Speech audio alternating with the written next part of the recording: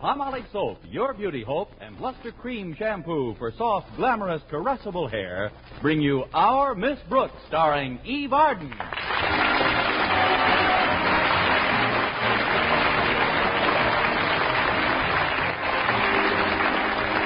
Our Miss Brooks teaches English at Madison High School, and like many other teachers, started a brand new semester last Monday. And like many other teachers, I attended a faculty meeting Monday afternoon. Here, our beloved principal, Osgood Conklin, gave me my semi-annual pat on the back. Then I picked myself up and walked back across the room. And he instituted his new crackdown plan. More discipline, less horseplay, everybody toe the line, run the school in an orderly manner. After this mirth-provoking monologue, he chewed up a little furniture and stalked out.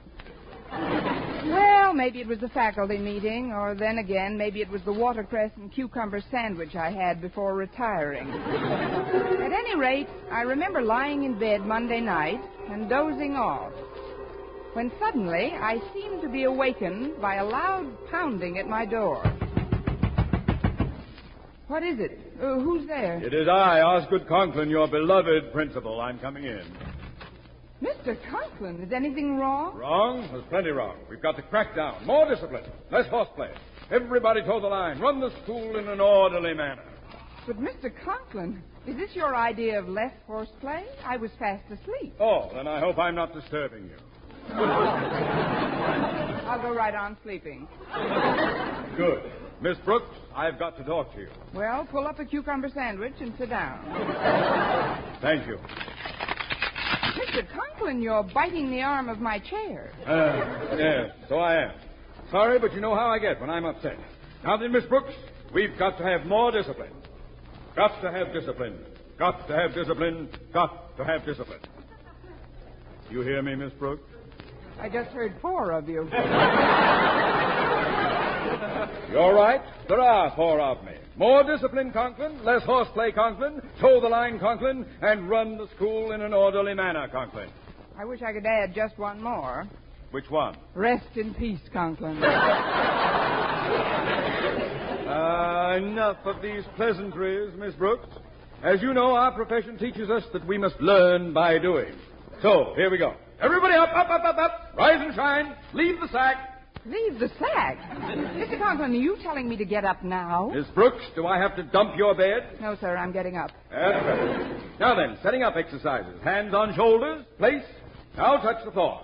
1, 2... Sound off. 3, 4... Open the door. 5, 6... Why don't I pick up some sticks and beat him over the head with them? You're nervous, Miss Brooks. Overwrought. You should get more rest. Oh, now we're on the same side. I'll get back in bed, and you just fade into the woodwork. Not so fast, young woman. First, we must practice our daily hair treatment. Hands on head. Place. Now then, rub. 1, 2, 3, 4. 1, 2, 3, 4. How is that, Mr. Conklin? Am I doing it right? Oh, it feels great, Miss Brooks. I should have 8 new hairs by Monday. Keep it up. 1, 2, 3, 4. 1, 2, 3, 4.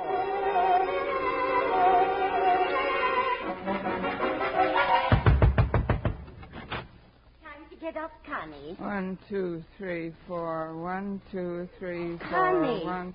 Why are you massaging that pillow? It's got to have 8 new hairs by morning. Connie, wake up. Huh? Oh, has he gone? Has who gone? Oh. Well, just forget about it, Mrs. Davis. It isn't important. On the contrary, I think it's intriguing. Has who gone? Please, Mrs. Davis, it was just one of my nightmares. Oh, was it a bad one, dear? It was in Technicolor and starred Osgood Conklin. I spent half the night rehearsing how to get up in the morning. That's why I was so nervous when you woke me. Oh, I know how dreams can affect you, dear, but you must put them out of your mind when you wake up. Why, I had some bad dreams last night myself. You did? Yes, I was in a jungle somewhere surrounded by lions and tigers. But if my Camp Minerva walked in now, I wouldn't jump up on the chandelier. I mean, you must have better control of your nerves than I have. Meow. See if we need any new bulbs up there, Mrs. Davis.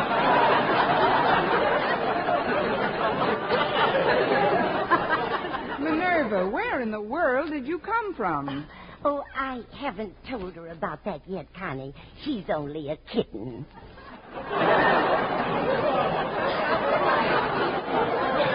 Well, you'd better have a little talk with her. She's been running around with a pretty old crowd. Please, Connie, don't talk that way in front of her. Minerva's very high-strung. Yes, I know. Lately, that cat's been as jumpy as a person. Now, we'll forget about nerves and bad dreams and hurry in for a nice breakfast. I've got a brand new secret recipe for you. A secret recipe, Mrs. Davis? Yes. If I tell you how I'm making your eggs this morning, will you keep it under your hat? Well, it may get my hairdo a little icky, but I'll try. I'm making you a delicious watercress and cucumber omelet. Oh, no. That's what started my nightmare. Besides, I haven't time to eat breakfast now, Mrs. Davis. Walter Denton's picking me up any minute. How come Walter's calling for you today?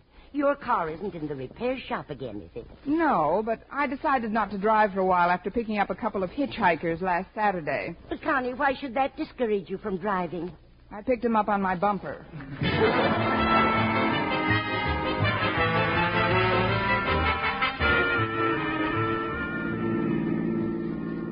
Would you lean over toward my side of the car a little more, please, Miss Brooks? Why, Walter Denton, what have you in mind? Oh, it's nothing personal. I just want to get a good look at you in my rear view mirror. Yup, it's just as I thought. You look harassed. Harassed and bedeviled. Yeah, but lovely. Well, thank you, Walter. Sort of. Especially your eyes. Even though there are a few temporary crow's feet caused by worry in the corners. They're just huddling together for warmth. But, Walter, to what do I owe these backhanded gallantries? Yeah, I was afraid you might take exception to my frankness. But I mean it all for your own good, Miss Brooks. If I have been less voluble concerning your obvious charms in the past, know, too, that I have been less voluble about the human frailties which you, like all mankind, have sometimes fallen heir to. Except, then, my plea for leniency. I'll grant you a full pardon if you'll tell me what you're talking about. Of course. Sometimes I get carried away by my own words. You just used enough of them to carry away Sidney Greenstreet. Just what are you trying to wheedle out of me, Walter? Well, now that you mention it, there is something you can do to help both of us out. I thought so. What is it? Oh, it's like this. Since this is a new term, you, like several of the other teachers, will be assigned to the stockroom during your free period to take inventory and give out supplies. I see. And what does my good friend Raffles have in mind? We split a carload of pencils and retire? Oh, no, Miss Brooks. My motives are purely altruistic. I merely want to assist an already overburdened teacher whose heart and spirit are big and willing, but whose mind and body may not long stand the strain put upon it by the forthcoming scholastic hassle. Walter, if Olivia de Havilland gets the Academy Award, you was robbed. Now come clean. What's your cut in the projected Madison High School stockroom swindle? Cut? Oh, Miss Brooks, I'm surprised at you. Surprised and chagrined. Oh, when I think of your sense of integrity, your honesty... Please, Walter, if you polish this apple any more, it'll be too slippery to pick up. Now, come to the point, Walter. Well, whoever helps out in the stockroom gets first choice of the textbooks, right? Right. And you want to help me so you can get yourself the brand new books, nice and clean, right? Wrong. I want the old ones with the answers already penciled in. Now, why did I let that slip out? Oh, but you can see it my way, can't you? Sometimes in the impenetrable forest of education, the path is easier seen if someone has cleared the underbrush. Yes, but you're asking for a free ride on the bulldozer. Don't you think it would be better if you relied on your own work, Walter? After all, with an old book, you could be copying somebody else's mistakes. Anybody's mistakes are better than mine. Well, if you put it that way, Walter. Gee, thanks, Miss Brooks. Well, here we are. Thanks for the lift, Walter. I'll run along in now. Oops. Ooh. Gosh, Miss Brooks, didn't you see that mud puddle? Of course I did. I just thought it might be fun to go wading. Well, can I help you scrape off the mud? Well, I haven't time now. If I can just sneak by Mr. Conklin's office, I'll clean up when I get to my room. But suppose you can't sneak by his office. That, Walter, I refuse to contemplate. Believe me, if Mr. Conklin sees me tripping through the hall on these 2 lumps of mud, my name will be Shoes.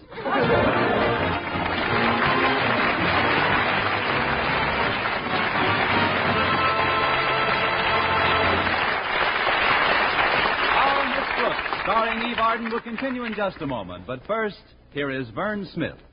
Regardless of age, skin type, or previous beauty care, doctors prove you too may win a lovelier complexion with Palmolive soap. But to win this lovelier complexion, you must stop improper cleansing. Instead, use Palmolive the way doctors advise. 36 doctors, leading skin specialists, advised using Palmolive soap this way for 1,285 women with all types of skin. Young, old, dry, oily, normal. And using Palmolive soap alone, nothing but Palmolive. 2 out of 3 won lovelier complexions. Oily skin looked less oily. Dull, drab skin wonderfully brighter.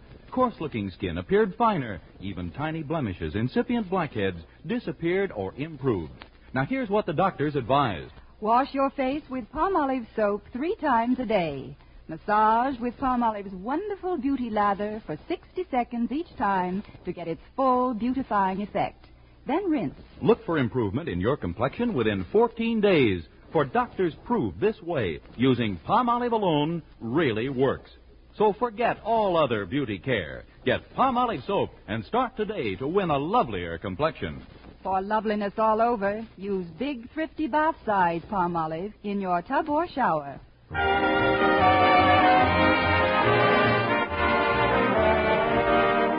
And now, while our Miss Brooks is quietly sloshing down the corridor in her muddy pumps, let's look in on Mr. Conklin, Madison's beloved principal, and adjust our wavelength to his stream of consciousness.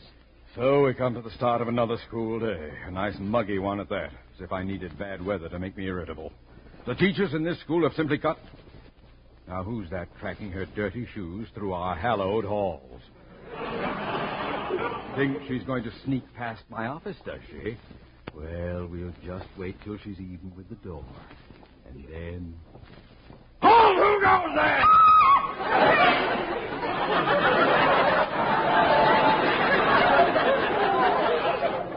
You, Mr. Conklin. How are things in the principal's office? Fine, thank you. How are things in the Everglades?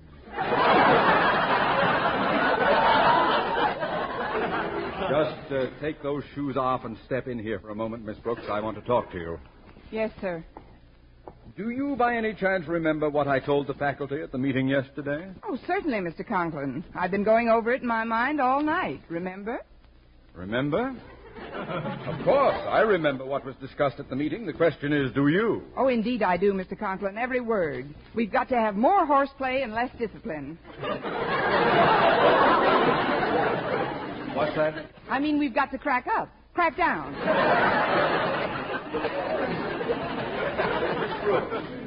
I won't have a repetition of last term's lack of discipline. There's only one way to run a school, and that's in an orderly manner. Exactly. Naturally, I need the cooperation of my staff. Hence, everybody's got to toe the line. Yeah. There's no reason why things shouldn't go off like clockwork. 1, 2... Sound off! Oh, I'm sorry, Mr. Conklin. It's just that I spent a rather restless night. In fact, we both did. I'm still a bit upset. Well, there's nothing like concentrating on one's work to settle one's nerves. When is your first free period? Right after lunch. I figured I'd get a good rest then. I think not, Miss Brooks.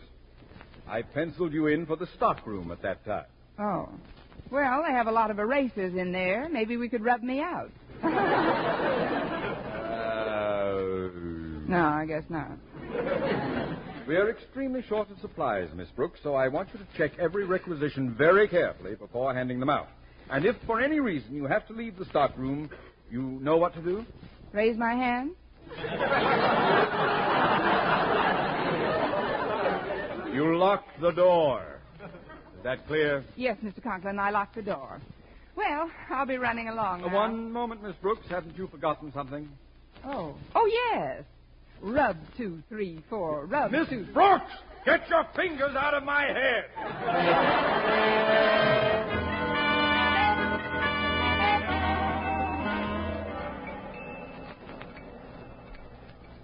I thought lunch period would never get here, Mr. Boynton. Oh, me either. I'm starved. Yeah, I'll just put our tray down and sit opposite you. There. Now, it's funny how we happened to bump into each other at the entrance of the cafeteria. Quite a coincidence. Yes, it was. Of course, I had to run a little. But I think it's nice to have someone take you to lunch, don't you? Yes, I do, Miss Brooks. It was grand of you to ask me.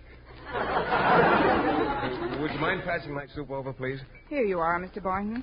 Nothing like a good hot plate of soup to warm you up. I said that laboratory of mine's like an igloo. Even my hands are freezing. Let's feel them. Say, they are cold. Yours are nice and warm. How'd they get that way? I had them in your soup.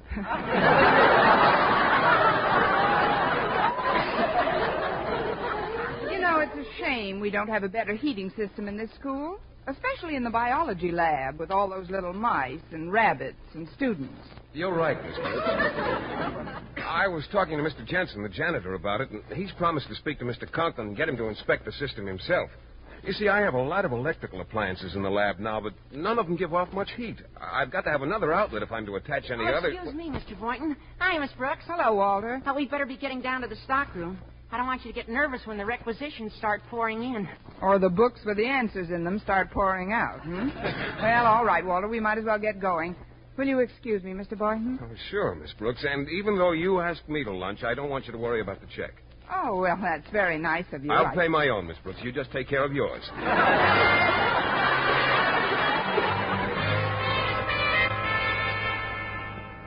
Well, the worst part of the supply rush is over, Miss Brooks.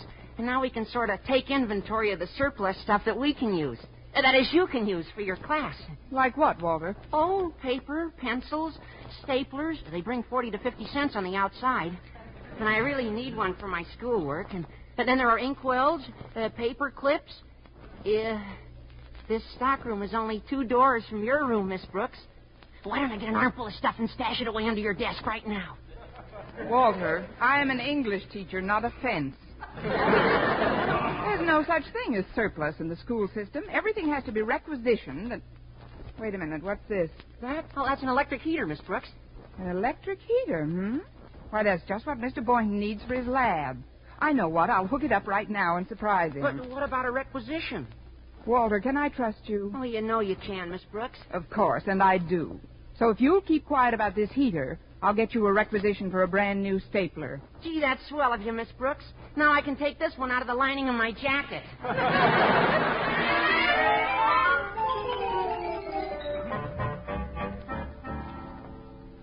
Well, Harriet, where's the heater I sent you for? It wasn't there, Daddy. I looked all over the stockroom, but there wasn't a trace of it. Did you ask Miss Brooks about it? Miss Brooks wasn't there. Nobody was there. And the door was open? No wonder my heater's missing. I distinctly told her... Now what? Come in! Excuse me, Mr. Conklin, but I've got to talk to you right away. Oh, hello, Mr. Jensen. Hello, Harriet. I better be going now, Daddy. I've got a class in a few minutes. All right, Harriet. Now, what is it, Jensen? I'm rather busy right now. Oh, this is important, sir. As custodian of the building, I feel it's my duty. You feel what is your duty? To tell you, sir. To tell me what? Please, Mr. Conklin, don't shout. That's one of the reasons. That's one of the reasons for what? For your high blood pressure. Now, when I was your age... Never mind that now. What do you want to see me about? Biological laboratory. The furnace vent isn't large enough to heat that big room. It's so cold in there, Mr. Boynton's had to put earmuffs on the rabbits. We've got to build another outlet. Outlets cost money, Jensen. We'll requisition another heater. Meanwhile, I've got to find the one When you that got to put earmuffs on rabbits, brother, you're in trouble. Besides, if an electric heater is hooked onto the present wiring setup, it can cause a short. Well, tell me about it another time. And even worse than a short, Mr. Conklin, it might start a fire. I don't like to censure you, Mr. Jensen, but you are an alarmist. Yes, sir. Now I'm going down to that stockroom and wait in back of it for Miss Brooks to return. I'll teach her to leave doors open.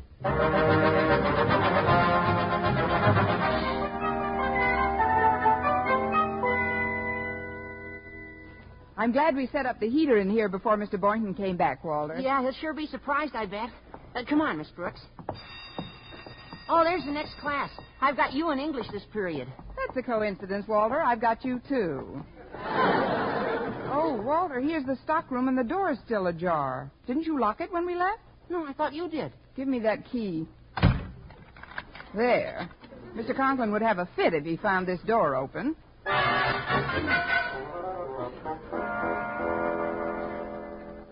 All right, class. Your next question is as follows.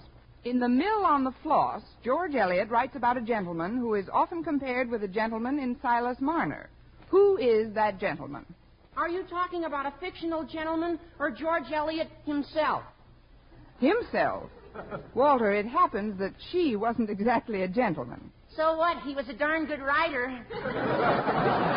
Next question. Goodness, that heating system is really noisy. Hello? Hello? Why, it's the voice. It's coming out of the vent here. What? Quiet a minute. Let me listen. Hello? Hello there? Can you hear me? Sure. What time's the break set for? Who are you? It sounds like Daddy. Daddy, can you hear us? Yes, get me out of here. He must be stuck in the furnace. Nonsense, Walter. He was going to inspect the heating system. He's probably just stuck in a pipe somewhere. In a pipe somewhere? Oh, I'll go call the fire department. Harriet, you stay here and chat with your father.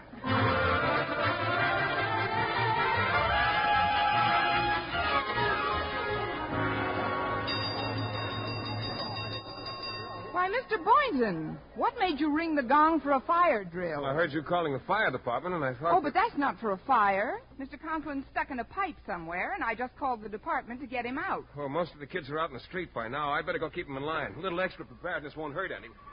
Stuck in a pipe? Oh, I'd better get back to my own room now. Uh-oh, here come the firemen. Well, here we are. Where's the fire? Right this way, Chief. Here, come on, men. There isn't any fire, really. You see, it's just that somebody's caught in a pipe. Caught in a pipe. For this, I left a hand with 100 aces and a double pinochle in it. Oh, please do something. My daddy's stuck somewhere. You've got to get him out. Well, where is he? Well, he was coming in over this vent here very clearly. All right, let's get at this thing with our picks, man. Oh, my. Walter! Walter, there's enough confusion around here as it is. Okay. Go tell Mr. Boynton to send all the children home immediately. Okay, Miss Brooks. Keep going, men. We've got to get him out of that pipe. I wonder where most of them are. Oh, what's that? That seems to be coming from the stockroom. Hey, it is in here. Well, let's see now. Did Miss Brooks give me back the key? Oh, yeah. Here it is. Walter Denton. Can I lay this crime at your door? No, sir. 2 doors down. I'll see you later. I got orders to go home with the others. Well, we'll find out about this. What's going on here, Miss Brooks? How's it? Who did... When did these... What is... Please, I'll explain it all later. Right now, we've got to get Mr. Conklin out of this pipe. Mr. Conklin! Oh, Daddy, thank goodness you're safe. Hello, Harriet. Stop that banging! What do you mean, stop? The principal's got himself stuck and we got to get the knucklehead out. For your information, I'm the knucklehead who's stuck. I'm the principal of this school. Mr. Conklin, how did you get out of the pipe? I was never in the pipe. But we heard you. You yelled, "Get me out of here." Yeah, what's the idea of yelling, "Get me out of here," if you're not stuck in here? I was locked in the stockroom. Obviously, this heater vent connects with the vent in there, and as any idiot could figure out... Well, how does any idiot get himself locked in a stockroom? That will be all of that. I've had enough abuse from the fire department. Yes, we've had enough abuse from the fire department. Quiet, Miss Brooks. Now then, firemen, please remove your pickaxe from the school woodwork. Well, you needn't get so huffy.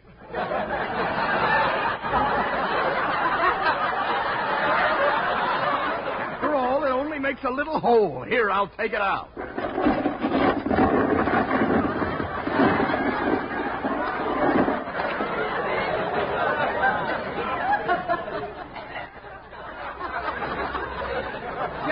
needed a larger classroom. Now then, Miss Brooks, I want some explanations, and I want them fast. Yes, sir. Who locked me in the storeroom? Where are all the students? Who called the fire department? Yeah, that's what I'd like to know. Don't you realize that these false alarms cost the city money? Now we gotta pack all our stuff up. What are all you firemen standing around for? Why don't you do something? Relax, Mr. Boynton. Mr. Conklin's out now. There's nothing left to do. Nothing left to do, but my lab is on fire. What? That's more like it. Come on, man!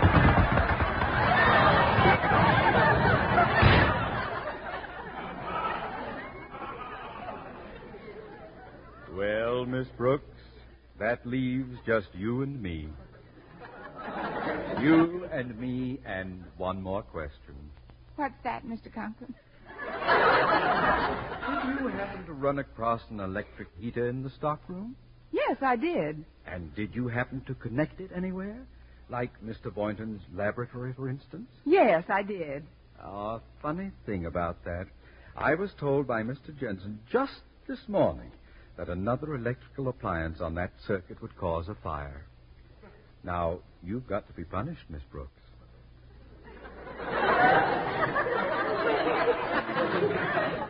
You hear me? You've got to be punished!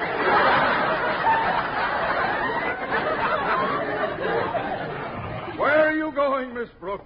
To take a cold shower. This is the longest nightmare I've ever had.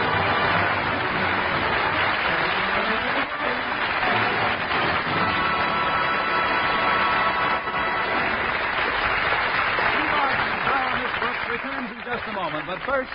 Dream girl, beautiful luster cream girl. Tonight, show him how much lovelier your hair can look after a Luster Cream shampoo. Only Luster Cream brings you Kay Daumit's magic formula blend of secret ingredients plus gentle lanolin. Gives loveliness lather even in hardest water. Glamorizes your hair as you wash it. Luster Cream. Not a soap, not a liquid, but a dainty cream shampoo. Leaves hair fragrantly clean, free of loose dandruff, glistening with sheen. Soft, manageable. Gives new beauty to all hairdos or permanents. 4-ounce jar, $1. Smaller sizes, either tubes or jars. Tonight, try Luster Cream shampoo and be a dream girl, beautiful luster cream girl. You owe your crowning glory to a luster cream shampoo. And now, once again, here is our Miss Brooks. Well, it wasn't much of a fire, and as soon as they put it out, one of the firemen got a hook and ladder, climbed up, and brought Mr. Conklin's blood pressure down. When he was slightly more rational, he called me into his office again. Miss Brooks, since Mr. Boynton failed to remind me about the electric hazard in the biology laboratory, I have decided that he is almost as guilty as you are. Oh, but Mr. Conklin, he Silence. You, Miss Brooks, will stay after school and help Mr. Boynton clean up the debris those firemen left behind. I don't care if it keeps you both here all evening. Mr. Conklin, is that my punishment for starting the fire? Exactly. Got a match?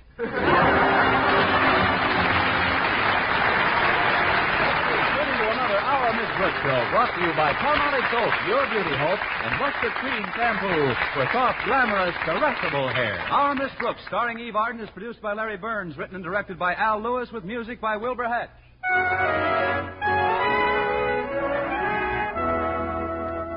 Men, here is actual, factual proof of more comfortable, actually smoother shaves by using Palmolive Lather Shaving Cream. 1,251 men tried the Palmolive Lather way to shave described on the tube. And no matter how they shaved before, 3 out of 4 got more comfortable, actually smoother shaves. Try Palmolive Lather Shaving Cream. See if you don't get more comfortable, actually smoother shaves the Palmolive Lather Shaving Cream way. Listen to our Miss Brooks next week over CBS, the Columbia Broadcasting System.